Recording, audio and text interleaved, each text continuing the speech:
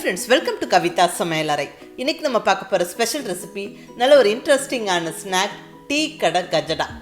ரொம்ப ஒரு டேஸ்டியான ஒரு சிம்பிளான ஸ்நாக் ரெசிபிங்க. நல்ல மேலே மொறுமொறுன்னு உள்ள சாஃப்டா அட்டகாசமா இருக்கும். செய்யறது ரொம்ப சுலபம் தான். டக்குன்னு ஒரு 15 நிமிஷத்துல செஞ்சிடலாம். டீ டைமுக்கு ரொம்ப நல்லா சூட் ஆகும். இந்த கேக்குக்கு விதவிதமான பேர் இருக்குது. முட்டைக்கோஸ் கேக், Kajada, vetucake, ஃப்ரைடு கேக்குன்னு இருக்குங்க. நான் ஃப்ரைடு கேக்குன்னு சொல்லுவேன். ஏன்னா கிட்டத்தட்ட நம்ம கேக்குக்கு சேர்க்கக்கூடிய எல்லா பொருளும் சேர்த்து பக்குவமாக மாவு பிசைஞ்சு அது எண்ணெயில் போட்டு ஃப்ரை பண்ணி எடுக்கிறோம். நல்ல மேலே மொறுமொறுன்னு உள்ள சாஃப்டாக டேஸ்ட்டு சூப்பராக இருக்குங்க. வாங்க ரெசிபி எப்படின்னு பார்க்கலாம். இப்போ இங்கே ஒரு மிக்ஸி ஜாரில் ஒரு அரை கப் அளவுக்கு சர்க்கரை சேர்த்துக்கிறேங்க. ஒயிட் சுகர் அரை கப்பு சேர்த்தாச்சு. அடுத்ததாக 2 ஏலக்காய் வாசனைக்காக. இதை ஃபஸ்ட்டு நல்லா இந்த மாதிரி ஃபைன் பவுடராக பொடிச்சுக்கணும்.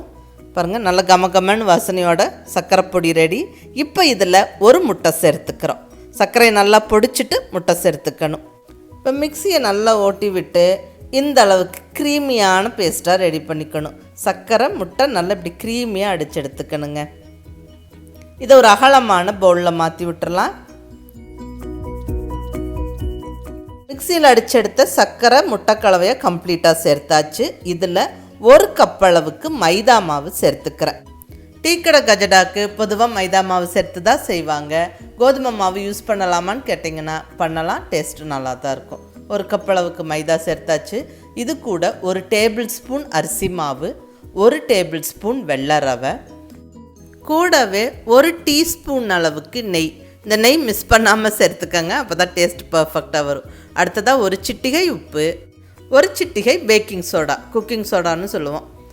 இந்த பேக்கிங் சோடா இந்த அளவுக்கு மட்டுமே சேர்த்துக்கோங்க, அதிகமாக சேர்க்காதீங்க. ஃப்ரை பண்ணி எடுக்கும்போது கொஞ்சம் பொறுன்னு போயிடும் அதிகமாக சேர்த்தா. வேண்டாதவங்க ஸ்கிப் பண்ணிக்கலாம் பேக்கிங் சோடா. அடுத்தது 1 டேபிள் ஸ்பூன் அளவுக்கு பால் சேர்த்துக்கிறேன். பால் இந்த அளவுக்கு மட்டுமே சேர்த்துக்கணும், அதிகம் வேண்டாம். இதுலேயே நம்மளுக்கு நல்லா கலந்து எடுத்துக்கலாம். இங்கே நான் சேர்த்துருக்கிறது காய்ச்சி ஆற வச்ச பால் தான். நல்லா கலந்துருவோம். இப்படி மாவு நம்ம கலந்து முடிக்கும்போது நம்ம கைக்கு ஒற்றை பக்குவத்தில் தான் மாவு இருக்கும். இப்படி தான் இருக்கணும். இதை ஒரு 10 நிமிஷம் மூடி வச்சு நம்ம ஊற வச்சுட்டு எடுத்து ஃப்ரை பண்ணி எடுக்கும்போது கரெக்டாக இருக்கும். ஸோ தட்டு போட்டு மூடி எடுத்து வச்சிடலாங்க. ஜஸ்ட் ஒரு 10 நிமிஷம் ஊறிட்டு இருக்கட்டும். இப்போ இங்கே 10 நிமிஷம் கழித்து ஓப்பன் பண்ணுறேன். மாவு கரெக்டான பக்குவத்தில் இருக்குது. கை ஈரம் பண்ணிக்கிட்டு அல்லது எண்ணெயை தடவிட்டு உருண்டை பிடிங்க, உருண்டை கரெக்டாக வரும். நல்ல ஒரு மீடியம் சைஸ் உருண்டைகளாக பிடிச்சிக்கோங்க. ஏன்னா எண்ணெயில் ஃப்ரை பண்ணும்போது அது இன்னும் கொஞ்சம் பெருசாகும். எண்ணெயோட சூடு கண்டிப்பாக மிதமான சூட்டில் இருக்கணுங்க, அதிக சூடாக இருக்கக்கூடாது. அப்போ தான் நம்ம மாவு உருண்டை பிடிச்சி போட்டு ஃப்ரை பண்ணி எடுக்கும்போது மேலே நல்ல மொறுமொறுன்னு உள்ள சாஃப்டாக வெந்திருக்கும். இல்லைன்னா உள்ள வரைக்கும் வெந்து வராது, மேலே டக்குன்னு கரிஞ்சிடும். ஸோ கண்டிப்பாக மிதமான சூட்டில் எண்ணெய் இருக்கும்போது இந்த மாவு உருண்டைகளை போட்டு விடுங்க. ஸ்டவ்வும் கண்டிப்பாக மீடியம் ஃப்ளேமில் வச்சுக்கிட்டே ஃப்ரை பண்ணி எடுக்கணும். ஸோ பொறுமையாக வறுத்தெடுங்க. நல்லா இடையில கிளறி விடுங்க. நல்லா சுற்றிலும் அது ப்ரௌன் ஆகி வரணும்.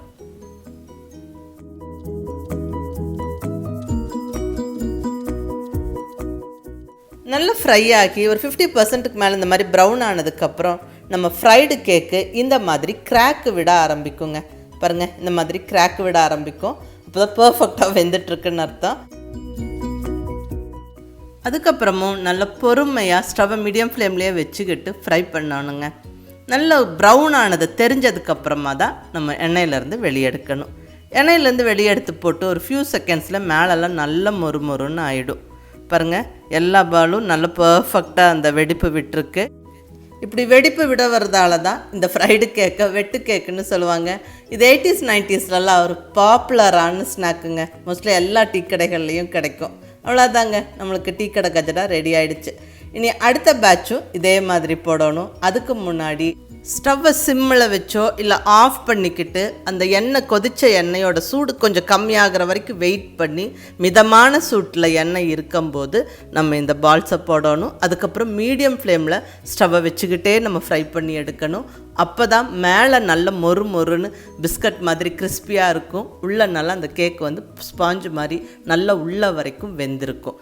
இல்லைன்னா மேலே டக்குன்னு ப்ரௌன் ஆகி கரிஞ்சிரும், உள்ள வரைக்கும் கரெக்டாக வெந்திருக்காதுங்க. ஸோ இந்த ஸ்டெப்பை மட்டும் நம்ம கரெக்டாக ஃபாலோ பண்ணிக்கணும். நல்ல ஸ்டவ்வை மீடியம் ஃப்ளேமில் வச்சுக்கிட்டு பொறுமையாக வறுத்து எடுங்க.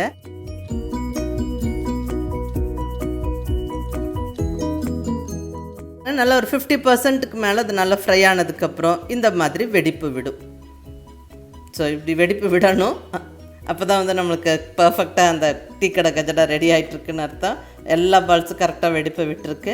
இனி அப்படியே பொறுமையாக வேக விட்டு நல்லா அது ப்ரௌன் ஆனதுக்கப்புறம் நம்ம எண்ணெயிலேருந்து வெளியே எடுத்துடலாம். பாருங்கள், நல்லா ஃப்ரை ஆகிடுச்சு. நல்லா அந்த ப்ரௌன் ஆனது தெரியுது. நல்லா அந்த வெடிப்பு விட்டு அழகாக அப்படியே இருக்குது. இப்போ எண்ணெயை வடிச்சிட்டு நம்ம ஆயிலேருந்து வெளியே எடுத்து போட்டுடலாம். நம்ம ஆயிலேருந்து வெளியே எடுத்த உடனே அவ்வளோ கிறிஸ்பியாக தெரியாது. பட் ஒரு ஃபியூ செகண்ட்ஸ்லேயே நல்ல மேலே பிஸ்கட் மாதிரி மொறுமொறுன்ட்டு இருக்கும், உள்ளே நல்ல சாஃப்டாக இருக்குங்க இந்த ஃப்ரைடு கேக்கு. நீங்கள் அதை ட்ரை பண்ணி பாருங்கள். ஒரு மைல்டான ஸ்வீட்னஸோட ரொம்ப நல்லாயிருக்கும். அவ்வளோதாங்க, சுவையான டீ கடை கஜடா ஃப்ரைடு கேக் ஜம்முன்னு ரெடி ஆகிடுச்சு. டீ டைம் ஸ்நாக்குக்கு இது ஒரு பெஸ்ட்டான ஸ்நாக்குங்க. நம்ம ரொம்ப ஈஸியாகவும் செஞ்சிடலாம். மாவு கலந்துட்டு நம்ம எண்ணெயை லைட்டாக சூடு பண்ணி இதை போட்டு எடுத்துடலாம். இது ஒரு இன்ட்ரெஸ்டிங்கான ஸ்நாக்குங்க. பர்டிகுலர்லி அந்த கேக்கோட ஷேப்பு நம்ம ஃப்ரை பண்ணும்போது அது நல்லா அந்த வெடிப்பு விட்டு அந்த ஷேப்பே கொஞ்சம் டிஃப்ரெண்ட்டாக இருக்கும். மேலே நம்மளுக்கு பிஸ்கட் வறுக்கி எல்லாம் சாப்பிட்ற மாதிரி மேலே நல்ல மொறுமொறுன்னு உள்ள சாஃப்டான கேக்கு. நம்ம அதாவது முட்டை மைதான்னு அந்த கேக்குக்கு சேர்க்கிற பொருள் எல்லாமே சேர்க்கிறோம். பட் இதை வந்து அவனில் வைக்காமல் ஃப்ரை பண்ணி எடுக்கிறோம். ஸோ டேஸ்ட்டு தூக்கலாக தாங்க இருக்கும். நீங்கள் மிஸ் பண்ணாமல் ட்ரை பண்ணி பாருங்கள். டீ டைம் ஸ்நாக்குக்கு இது ஒரு பெஸ்ட்டான ஆப்ஷனாக இருக்கும். செஞ்சு பார்த்துட்டு உங்கள் ஃபீட்பேக் சொல்லுங்கள். பிடிச்சிருந்தால் லைக் பண்ணி ஷேர் பண்ணி கமெண்ட் பண்ணுங்கள். கவிதா சமையலறை சப்ஸ்கிரைப் பண்ணி என்னுடைய மற்ற ரெசிபிஸும் வீடியோஸும் பாருங்கள். தேங்க்யூ.